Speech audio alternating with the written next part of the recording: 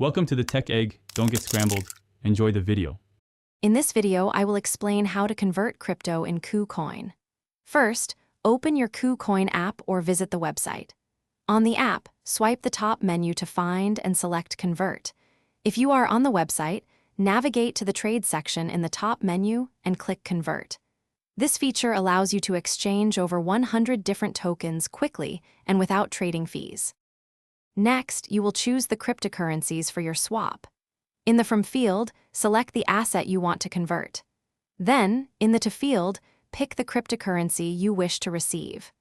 You can also adjust the source account for your funds by clicking the balance icon, ensuring you are drawing from the correct wallet, like your main or trading account.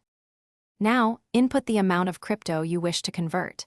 You can type a specific number or select max to convert all available funds.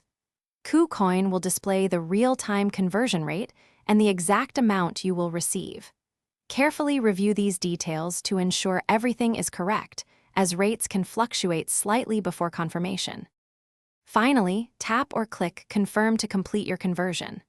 The process is usually instant, and your newly converted crypto will reflect in your KuCoin account almost immediately.